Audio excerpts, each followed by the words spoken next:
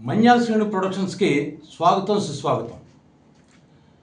మాజీ ముఖ్యమంత్రి జగన్మోహన్ రెడ్డి పర్యటనకి విశేష స్పందన అనే కంటే అశేష స్పందన, అశేష జనవాహిని.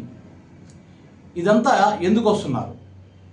మనం చూసుకున్నట్లయితే మరి పల్నాడు జిల్లా పర్యటన కావచ్చు, ఒంగోలు కావచ్చు, లేదా చిత్తూరు జిల్లా బంగారుపాలెం కావచ్చు, ఈ పర్యటనని చూస్తుంటే విపరీతమైన జనం, క్రౌడ్. అన్నిటికంటే ముఖ్యంగా ఇవన్నీ ఒక ఎత్తు అయితే నిన్న ఆయన చేసిన నెల్లూరు జిల్లా పర్యటన ఒక సంచలనం అనుకోవచ్చు. ఎందుకంటే సాధారణంగా ప్రతిపక్ష నాయకులను ఏదో ఒక విధంగా అడ్డుకోవాలని భావిస్తుంటారు. గతంలో కూడా వైసీపీ అధికారంలో ఉన్నప్పుడు చిన్నబాబు అంటే లోకేష్ పర్యటనకి కొన్ని అంతరాయాలు కల్పించారని తెలుగుదేశం వాళ్ళు ఆరోపిస్తున్నారు. సో ఇవన్నీ కామనే. కాకపోతే ఇక్కడ నిన్న సంఘటనగా చూసుకున్నట్లయితే ఒక తెలంగాణ ఉద్యమ కాలంలో కానీ, లేదంటే స్వతంత్ర పోరాట సందర్భంలో కానీ అప్పుడు బ్రిటిష్ వారు ఎన్ని అడ్డంకులు సృష్టించారో తెలంగాణ పోరాటంలో కూడా అలాగే జరిగింది.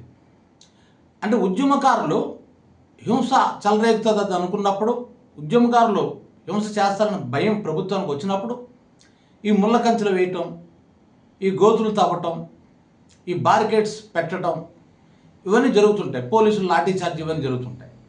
కానీ ఒక ప్రతిపక్ష నాయకుడు తమ పార్టీ నాయకుల్ని పరామర్శించడానికి వచ్చినప్పుడు ఇన్ని అడ్డంకులు సృష్టించటం అనేది నాకు తెలిసిన నేను రాజకీయాలు అబ్జర్వ్ చేస్తున్నప్పుడు కాంచి ఇప్పటివరకు నేను ఎంతవరకు చూడలేదు.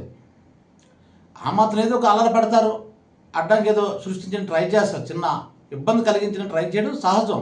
అది గతంలో అన్ని పార్టీ నాయకులు చేశారు.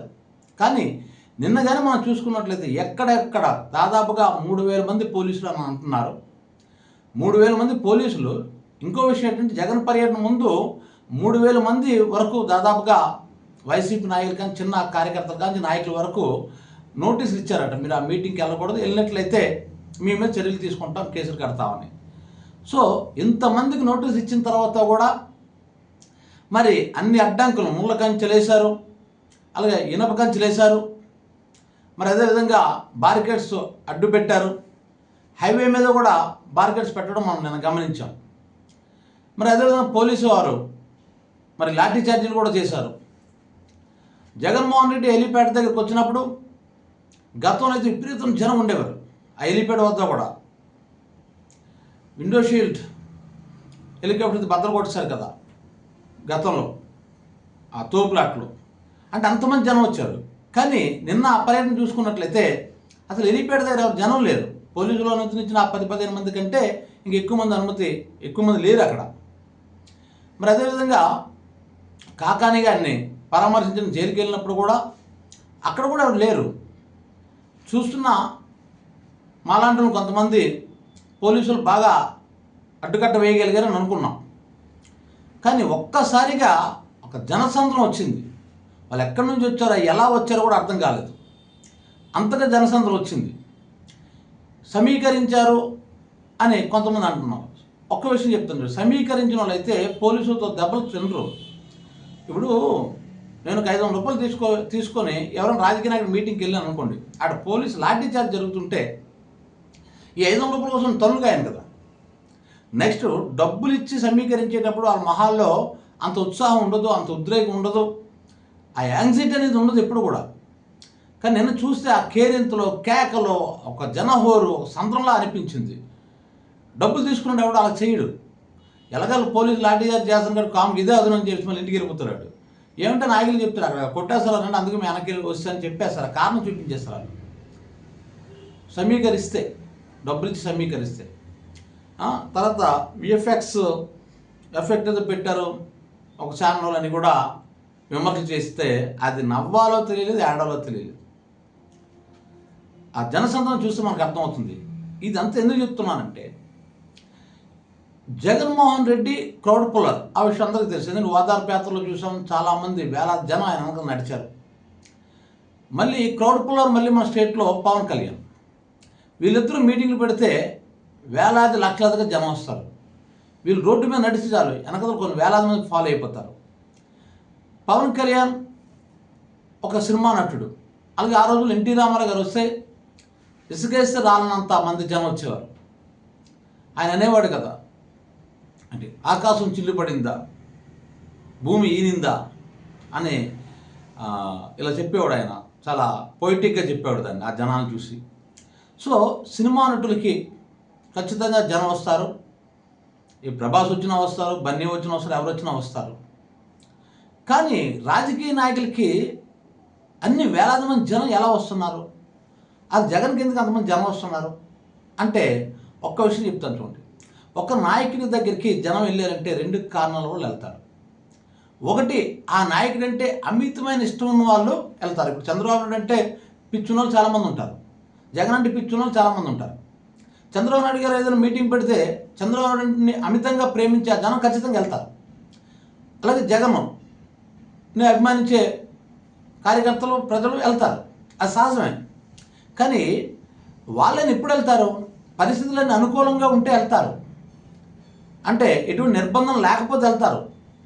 ఒకవైపు కేసులు కడతాను బెదిరించారు, ఇంకోవైపు రోడ్లు తవ్వేశారు, ఇంకోవైపు ముళ్ళ కంచెలు ఏర్పాటు చేశారు, బారికేడ్స్ ఏర్పాటు చేశారు, లాఠీ చార్జీలు చేశారు. ఇన్ని చేసినా సరే మొత్తం జనసంద్రం అయిపోయిందంటే దానికి కారణం చాలామంది జగన్ అంటే అభిమానం అని అనుకుంటున్నారు. కాదు, జగన్ అంటే అభిమానంతో వచ్చిన వాళ్ళు అక్కడ ఉన్నారు, కాదంటలేదు, ఖచ్చితంగా ఉన్నారు.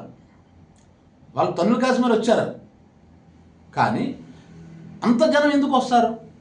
అంత జనం ఎందుకు వస్తారంటే 2 కారణాలు ఇంతకుముందు ప్రస్తావించినట్టు. ఒకటి, ఒక నాయకుడు అంటే పిచ్చి అభిమానం ఉన్నప్పుడు అలాంటి అడ్డంకులు దాటుకుంటూ వస్తారు. అటువంటి శాతం కూడా అక్కడ ఉంది, చాలా ఉంది. అట్ ద సేమ్ టైం ప్రభుత్వం మీద ఉన్నటువంటి కోపం అది ప్రదర్శించడానికి వస్తారు అక్కడికి. అంటే ఈ ప్రభుత్వంలో తమకేమీ జరగటం లేదు, న్యాయం జరగటం లేదు అని ఫీల్ అయిన వాళ్ళు కూడా అక్కడికి వస్తారు. వాళ్ళు జగన్ అభిమానులే కానక్కర్లేదు, తటస్థులు కూడా అక్కడికి వస్తారు. అంటే ఒక వ్యక్తి మీద విపరీతమైన అభిమానం ఉన్నప్పుడు లేదా అవతల వ్యక్తి మీద విపరీతమైన కోపం ఉన్నప్పుడు ఆ 2 కలిస్తే జనసంద్రంగా మారుతుంది. ఇది నా విశ్లేషణ.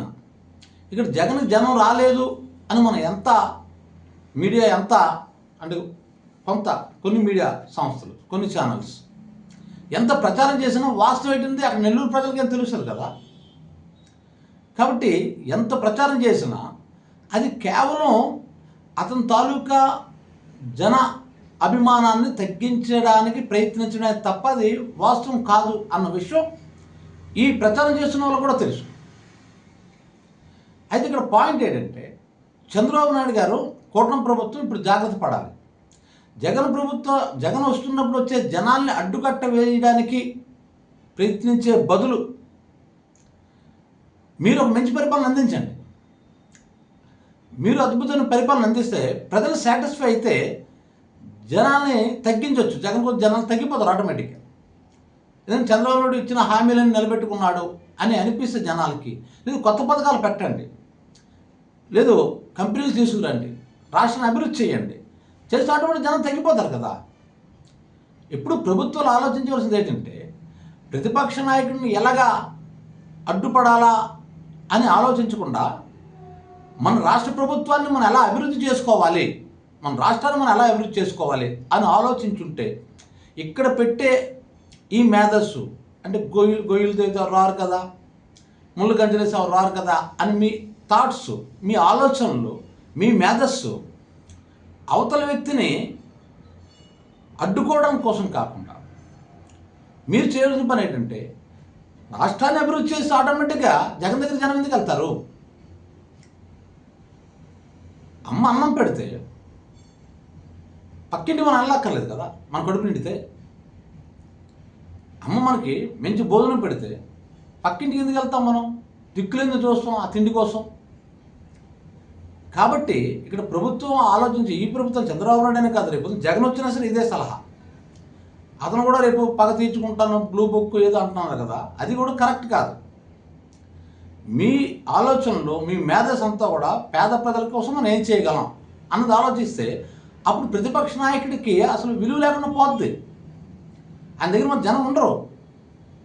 కానీ ఇక్కడ ఎందుకు అంతమంది జనం వచ్చారంటే 2 ప్రభుత్వాల మధ్య పోలింగ్ చూసుకున్నాడు కామన్ పీపుల్. వాళ్ళు చూసుకుంటారు. అప్పుడు మనకి ఎన్ని పథకాలు వచ్చాయి, ఇప్పుడు ఏంటి వస్తున్నాయి, అప్పుడు మనకి ఈ టైంకి అంత డబ్బు వచ్చింది, ఇప్పుడు ఏంటి వస్తుంది, 2 మధ్య కంపారిజన్ చూసుకుంటారు. అమ్మఒడి వచ్చిందా లేదా ఇవన్నీ చూసుకుంటారు. అప్పుడు పెట్టే పథకాలు ఇప్పుడు అమలు కావటం లేదు, అరకొరకు ఏదో జరుగుతుంది. ఒక పెన్షన్ మాత్రం కరెక్ట్గా ఇస్తున్నారు, కానీ మిగతా వర్గాలన్నీ కూడా ఇబ్బంది పడుతున్నాయి.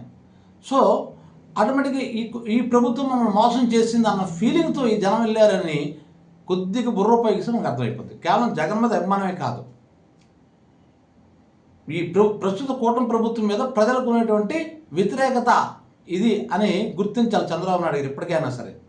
ఇప్పటికైనా సరే వీళ్ళని అరెస్ట్ చేస్తాం, వాళ్ళని అరెస్ట్ చేస్తాం, అడ్డంగా సృష్టిస్తాం, ఇవన్నీ పక్కన పట్టింది. కక్ష రాజకీయాల వల్ల రాష్ట్రానికి ఇచ్చే లాభం ఏంటి ఉండదు. ఒక్క విషయం చెప్తున్నా, కామన్ పీపుల్కి, ఒక పేదోడికి, పేద ప్రజలకి, వాళ్ళకి ఈ ఎమ్మెల్యేని అరెస్ట్ చేశారు, ఆ మినిస్టర్ని అరెస్ట్ చేశారని వాళ్ళకి అసలు అక్కర్లేని అవసరం. వాళ్ళు ఎంతసేపు మా ఫ్యామిలీ వచ్చిందా లేదా, అమ్మఒడి వచ్చిందా లేదా, లేదు ఫీ రీఎంబర్స్మెంట్ వచ్చిందా లేదా, లేదు ఆరోగ్యశ్రీ సరిగ్గా నడుస్తుందా లేదా, తన కష్టాన్ని తీరుతుందా లేదా ఈ ప్రభుత్వాన్ని చూస్తాడు తప్ప మీరు ఎవరిని అరెస్ట్ చేసుకుంటే వాళ్ళకి ఎందుకంటే ప్రజలు కోరుకున్నది అది కాదు. మీకు అధికారం వచ్చింది అందుకోసం కాదు. అలాగే రేపు జగన్ వచ్చినా సరే ఇదే వర్తిస్తుంది. ఇందులో ఎవరికి మినహాయింపులు ఉండవు. ఈ కక్ష రాజకీయాల వల్ల రాష్ట్రం బాగుపడిపోదు. కాబట్టి ఇప్పటికైనా జనం ఎందుకు వస్తున్నారో అర్థం చేసుకోండి. జగన్ వెంట జనం ఎందుకు నడుస్తున్నారో అర్థం చేసుకోండి. అంతమంది ఎందుకు వచ్చారు, జనసంద్రం ఎందుకు అయింది, ఏట్లో ఆయన ఉన్న ప్రత్యేకత అంటే ఏమీ లేదు. ఆయన మీద ఉన్న అభిమానం ప్లస్ ప్రస్తుత ప్రభుత్వం మీద కోపం కలిపితే ఆ జనం. అది ప్రస్తుత గవర్నమెంట్ కానీ తెలుసుకుంటే, కూటమి ప్రభుత్వం తెలుసుకుంటే, జాగ్రత్త పడితే జగన్కు వచ్చే జనాన్ని తగ్గించవచ్చు. ఈ వీడియో మీకు నచ్చినట్లయితే మంజాల్ సినీ ప్రొడక్షన్స్కి లైక్ చేయండి, షేర్ చేయండి, సబ్స్క్రైబ్ చేయండి. Thank you.